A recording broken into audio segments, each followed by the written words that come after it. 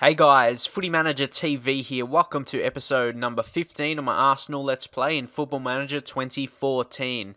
And judging off the comments in the last video, people really want to see this. Some people want to see more of it than my lower league management save. Some people want to see lower league management, but definitely a lot of people want to see this more regularly.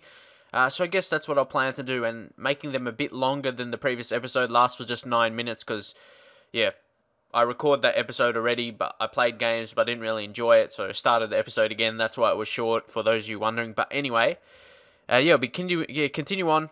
Here, we'll probably try and do 2 games per episode, just so I can get through it fairly quickly. And yeah, you want to see all the games, I'm pretty sure. And I should be starting to upload this a bit more, so get excited for that. I set up my team before we started, or before I started recording, so you can just see it out quickly here. I've got all the 3 tactics added now: attacking, counter, and control, just to set it up differently in terms of what kind of games I'm going to be playing, like against which teams, and the situations in the games as well. So that's really good. And also Maximilian Arnold, who's of course a wonder kid in the game, one of our German wonder kids. We have quite a few. And he's being now tutored by Mesut Ozil, who's a fantastic player. Look at those attributes. If you can get some of those attributes off of him and some preferred moves, he'll develop into a really good player. So yeah, I think ideal player, similar player to him. So that's perfect in my view. And that's pretty much it. I rotate some players here. Last episode I talked about Toljan a bit. He was the title of the episode as well because he's a wonder kid. We've got quite a few, like I was saying. And he's going to be really solid. He's really good attacking-wise, and defensively really strong, really quick. He doesn't even have a bad side to his game. As a natural fullback, he's really good. So hopefully he'll develop into a class player and a world-class player, having that wonder kid potential. Sanya's coming back in. Koscielny getting a game as well. You got to keep your players fit, and especially when you come in a game like this against Liverpool away from home, we need to make sure we play some strong players. That's why I bring in Koscielny instead of Doria. Maybe slightly a bit more experience. And yeah, Sanya as well instead of Danilo. Hopefully the experience will show. And I feel as though we have a very experienced team. And you see Wilshere, actually, he's tutoring as well, isn't he?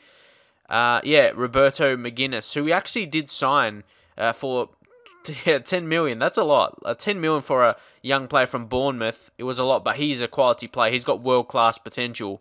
World-class. Most of the time, you don't even see that. Most of the time, for a really good player, it's just star potential. But when it says world-class, I'm pretty sure that's above star. Like a world-class player. Only a few players, like not heaps of players, get that potential. So I'm surprised a team like Bournemouth produced him. But yeah, nonetheless, they did, and we're going to have him for the future.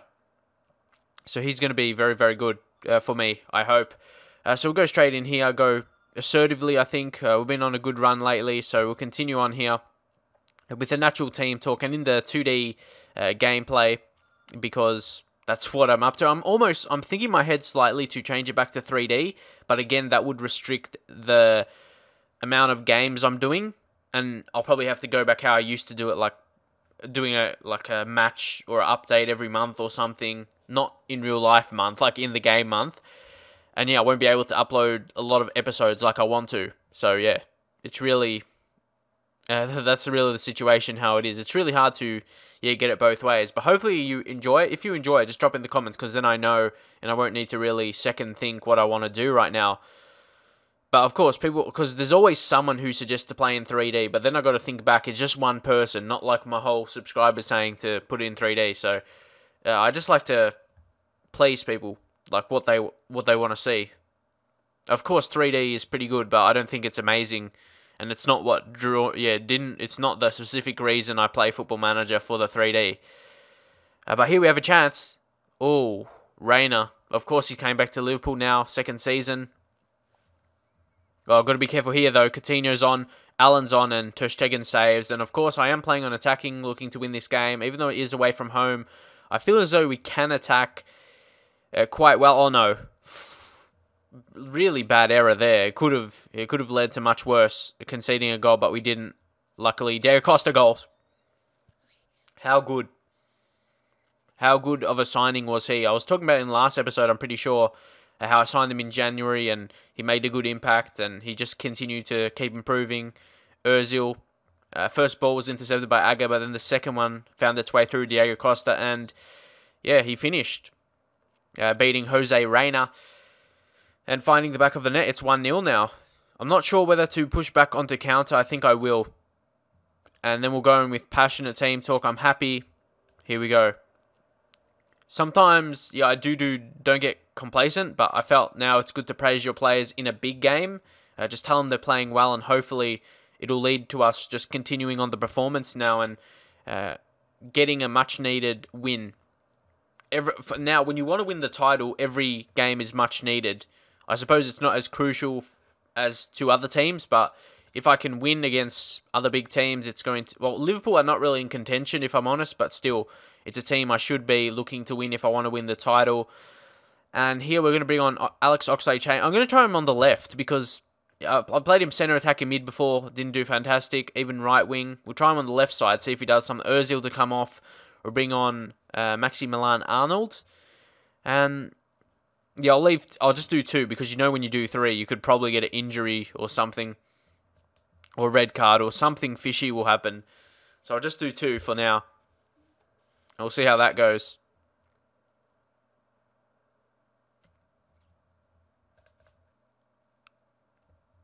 Got to be careful here. They've got fullback overlapping. Yeah, look at that. Those. How do you make wingers mark them? I don't know. Ooh. Close. No. No. I was scared like someone with a yellow... Someone had a yellow card there making a challenge. But in the end, we defend it well. 1-0 is a very shaky scoreline, if I'm honest. You need to be looking for a second. Santi Cazorla to come off. And we'll bring on some pace in Theo Walcott just to keep that danger down the right side with some pace. Being a threat from the counter. So they have to be careful themselves. They should be holding on here. Only 5 minutes now. Oh, Wilshire's injured. See what I mean? But he doesn't have to force... Yeah, not forced to come off. So, a grinding win here. 1-0 away from home against Liverpool. A really good result. Per Mertesacker there was great as well. But no one really had an amazing high rating. That's something that's obvious. Yeah, no one really dominated. Just a good team performance. Without being amazing. We just got that goal from Diego Costa, of course. That's what you need in your striker as well, to take that one chance in the match and finish it. That's what you need in a striker, not a guy who's going to miss some chances. Look, Man United drew, Everton beat Chelsea. Some really good results there for me. Really good. Man City, of course, they're going to win 3-0. But who's second? Tottenham. But yeah, we're like 10 points ahead of them. They have a game extra. But right now, we're looking to win the title. It's Ozil's playing a big part of that, of course, and Diego Costa with his goals. 2 really quality players. And I'm surprised La Liga is higher than Premier League. I don't know. It's a bit weird how that is. We maintain an unbeaten record to 10 games. Woo, that's big. Schneiderlin? Yeah, I think that's pretty much it. We're just going to wait for the next game against QPR. Should be, again, it should be an elementary win. Should be an easy victory. 5 days away. We'll see how it goes. So here we have negotiated a deal for Ormond Otterwill to sign for Celtic, especially with getting a new signing of a left-back in Toljan, a world-class player, potentially to be with that wonder-kid status. I don't think, he could find a place in the team in the future. Of course, he had that Premier League potential to be a good Premier League player, but still only 2.5 star potential. Probably not going to be good enough for top 4 level, so we sell him. Pretty good deal, I reckon. 475k. How much was he worth? He's worth 180k. I reckon it was a good deal. Leave your thoughts on it, though. But still, yeah, I don't think he would have made it with the likes of Mohamed Kolic as well. Additionally, like, he has that 4.5 star potential. So he'll probably even be miles better than him. And then having Toljan as well. So, yeah, I think we have our stocks covered there. We don't really need... Yeah, we wouldn't really need him. So I thought it was in best interest of the club to let him go, and he can sign to Celtic, where he's not going to make an impact against us or anything. Like if he plays a game against us, unless it's in the Champions League, which we should be beating Celtic easily anyway. So it's not going to be an issue, and it's good for him to move on, and we get some money for him. We make profit on him. Of course, he came through Youth Academy. Went on loan a couple of times. Went on loan to Rangers, actually. Did okay. So, obviously, then Celtic noticed that he's a guy who played decently with some good potential. So, yeah, they signed him up. It's good to see him move on to a successful club, at the very least. That is a good sign. But we have QPR coming up, and we're getting to that stage now. All these Premier League games, I say they're not important, but we need to make sure we keep winning, because if we drop points, then it's going to be crucial. But we've had a great season, and we don't look like dropping off. Arteta, of course, we sold him, and it's seemingly it seems like a good decision. Of course, he was just going down in his attributes. How much did we sell him for? Yeah, 675k. Probably wanted slightly more for him, but if you think about it, like, he wasn't going to put in like good performances for us, so it was good to get him off the wage bill and all that kind of stuff. But yeah, it says we would welcome him back, but definitely he wouldn't be a ideal signing. And you can see here, McLaren only 27% winning percentage. His win ratio hasn't been great, and there's pressure for them as well. QPR, they want to kind of step out that relegation zone. João Teixeira where is this guy from? From Liverpool. I'm not sure if he's that good, but we'll get a scout report him nonetheless. Just playing in the under-21s for a while now for them. He's got good determination and fitness, so he'll definitely make it professionally at some level, but if it's Premier League level, I'm not quite too sure. Maybe for a lower team, who knows, but yeah, I'll just get the scout report if he has any good potential or not, because he has got some good attributes, like I mentioned. So you can see here, again, some top teams dropping some points. You see Man City against Southampton away from home, only picking up the draw. Late equalising goal from Stephen Davis. Thanks to him. Because Man City, for me, Man City's always going to be the danger, but Tottenham, they've got still to play games as well. So they're always the danger. Yeah, Tottenham always buy big players as well, or at least spend big, from what I notice. Like, if I go... I think I've shown this once already, but not in this episode, obviously. But if you want to see who they've signed and what they always sign, like similar players, this is what I mean. 37 million for this season. They signed Joel Matip. That's what I mean. These kind of big, not world-class players, but still big signings. Jordan Classy as well. A decent midfielder. And then some regions that obviously aren't making impact right now, but in the future, the kind of signings I would make. The good player signings and then the young player signings, regions, poaching from other clubs. So yeah, the computer teams do it as well. And that was a flaw in the game probably a couple years ago. Like FM 2012, something they've rectified. Like, you could sign all those players and they don't really do that. And you'll have you can just play for the future and you've got an amazing squad in the future. Whereas, yeah, other top teams, they probably don't unless they rely on their good youth intakes. Yeah, that's something they've been improved. Like, actually, the CPU-controlled teams they make signings of younger players, high potential, which is good. Yeah, see João Teixeira, he's not interested in joining, and I'm probably not interested in even signing him. So, yeah. Okay, how about this guy, Wilder Cartagena? He seems like a decent defensive midfielder. Not sure if he could potentially join. Unlikely to be granted a work permit. But more so, I want to scout these players more so like I can showcase them to you. So maybe you think he looks good. Good potential, judging off his report. And a unique player, because I've never heard of this guy before in the game or in real life. So just, yeah, one of those things you can find out. So here I've got some impressive performances in training. One of those is Santi Cazorla, who is a great player for me. As you know, I was kind of thinking at the start of the season to sell him. But he's performed well throughout the season. Oriol Ramu has been improving. He was a very good signing for 7.5 million from Chelsea. He went on loan to Valencia last season. It didn't play amazing, but still he played games, developed, and he's continuing to develop with us right now. His positioning 16, teamwork 16, and work rate 16. Stamina as well, composure. So he's got some good attributes. He can play like defensive midfield, centre mid, and centre back. So he's a very important player. And then Lupas, young goalkeeper. He's got 16 handling. That's definitely going to be a 20 in the future. Unless something goes horribly wrong, he should develop. But of course, we have a game today against QPR. Interesting game away from home. And I've said this previously. These are kind of games I've maybe dropped points by resting some important players. So I'm probably going to look to play a really good team, field a good team. You could say Oxlade-Chamberlain. He's even going down in attributes. That's what I mean. He's not as impressive. Like, he's not as impressive as I thought he would be. But I just want to check out. Look at this. We haven't conceded a goal for 4 games. Pretty good effort. And yeah, 2 of those games was against Man City and Liverpool. So keep that in mind as well. And we scored the big 6 against Wolves. So we've been a force in attack and defence, which is always good. I like to be good in both areas. And we got Carlos Fierro joining on a free transfer, which is insane. When you sit back and say that, getting Carlos Fierro for free, he's a Football Manager legend. So here we're going to drop out Koscielny, put Vermaelen back in. 2 experienced campaigners there, Vermaelen and Mertesacker. Bring back in Jeremy Toljan as well, the wonder kid. Again, like I said, I want to field a really strong team. Walcott coming in for Cazorla though. Yeah, I don't want to be bringing in someone like Simeone. That's what I would do in the past. I would bring in Simeone for Diego Costa in this kind of game. But yeah, I've dropped points in those situations before. But Doria. Vermaelen hasn't been that great, actually.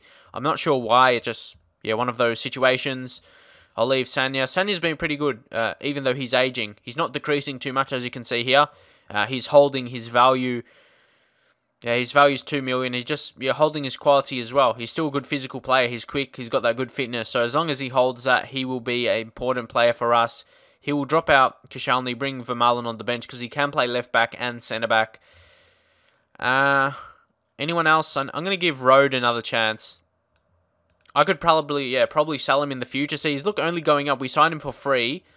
Like if I go career stats, free transfer from Frankfurt, played in the Bundesliga, had a 7.10 rating in the first season. Yeah, we could actually sell him and make profit.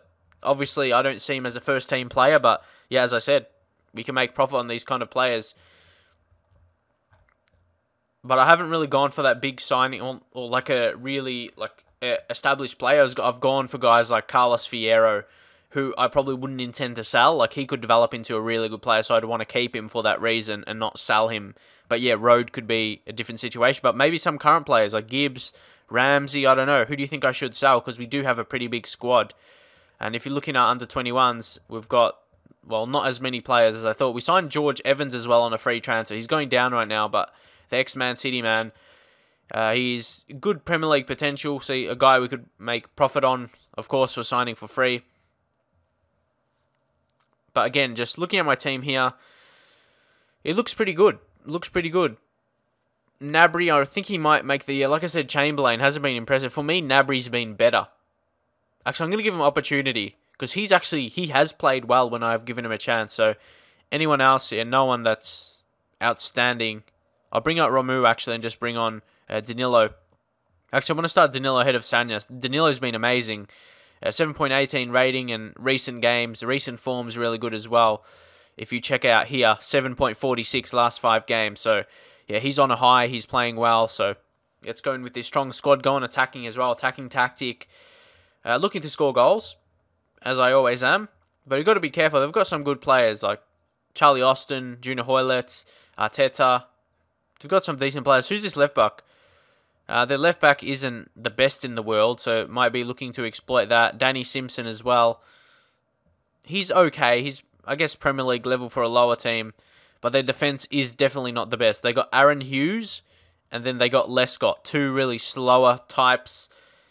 Aging as well. So we might look to utilise that. And Diego Costa should, they should really get a lot of chances. Well, yeah, we should get a lot of chances to score goals. Especially playing fluid and attacking now. Do it for the fans. And what I mean by that is really the title, if I'm honest. We've got to keep winning. Do it for the fans. They've been expecting this for a long time. But the thing is, if I win it, they're going to expect it every season, but they score early through Charlie. This is what I mean. I want to give Toljan the games, and Toljan and Doria. I don't think it says it for Doria, but he's a wonder kid in the game with his potential. Even though it doesn't say it like Toljan does. But I have to give them games. But I told you, these are the games. These are the games where I drop points. We have to change it up here. Oh, Diakite picks up a yellow. Austin in some space. Doria. Okay, count. No, don't give it away. Wow, what is he doing? Come on. Now go. Danilo. Great chance. Oh! Oh, it's disallowed. Why? What was the problem with that? Wasn't offside? Okay. Diego Costa this time. Oh, no. I don't think this is going to be one of those games, I can tell. Unless we can take the chance. Nah. It's going to be one of those games where you're absolutely having a dominant season, but, yeah. The game wants to pull you back a little bit. Oh, come on. I told you, I never go undefeated in the season because it's like this. Let's go aggressive. I expect to see much better. Okay, basically all my players are motivated and fired up, so that should change something. It usually does when I'm winning. I keep scoring more. Can I do it now? Oh, come on. How does Julio Cesar save that? He's crap now. Come on. Tackle him. Arteta, foul in, Hoylett. Come on, they're 16th. Wow. I told you it's going to be one of those games. Especially when I talked about the clean sheet before, wasn't like how many games I haven't conceded for. Yeah. This was always on the cards. Podolski to come off. I'm just going to bring on the big guns. Let's bring on Arnold. Drop Ozil to the left. Bring on Walcott for Gnabry. Shouldn't have played him. He's crap. And Diego Costa's played crap as well. Let's bring on Simeone. If anything, he's going to get experience out of this game. Maybe it's one of those games where I'm going to have to take a loss and just, focus on other games. Just continue there. Yes. We're not going to win here. Well done.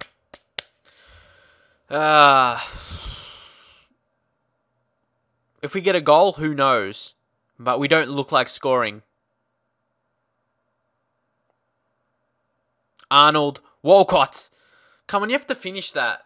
How does Julio Cesar save all these chances? I knew it. I said it at the start. One of these games, I always have in a season against a lower team, and you just can't beat them for whatever reason.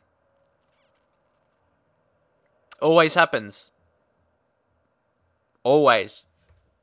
Yep, well done, game. I can't say I'm surprised because I talked about it. I said it could.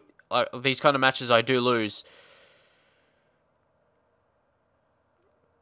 But I guess that happens in a season as well in real life. You got to think about that. Like your big team, they lose against someone they don't expect to, but it's frustrating when you played really well. Look at that, 61. Come on. 61% possession. They had 3 shots on target and 2 goals from that. Of course, we didn't have our best of games in terms of shots on target, but we had 4. We had equal clear-cut chances. Like, I'd be happy, I'd be satisfied with a draw with the way we played, but to lose by 2 goals, and they only had 3 shots on target, come on. Got to do better. And then, or at least Tottenham lose, that's the positive sign. So we're still saying we're still 10 points ahead, so yeah, it doesn't even matter, who cares? I'm still 10 points ahead, and still looking to win the league. But yeah, that definitely was not good enough performance. But luckily, it didn't. Yeah, lucky it didn't affect. That's the biggest reason. But anyway, we're going to be looking to move on, and coming episode's going to be important as we get into the Champions League against Monaco. That's when I sort of get into it a bit more because the league usually, when I'm a big team at this stage, I'm looking like winning the league, and then I focus on Champions League. Like remember with Manchester United as well, and that's the situation with Arsenal now as well. I'm looking to win the league because other teams drop too many points. But if I keep losing stupid games like that against QPR, like those kind of teams, yeah, we are going to keep going down if other teams keep winning. But we just got to see how it plays out. And leave in the comments, are you the same as well? Do you struggle to go unbeaten even though you're playing amazing? You always seem to lose a game against a team you don't expect to lose against.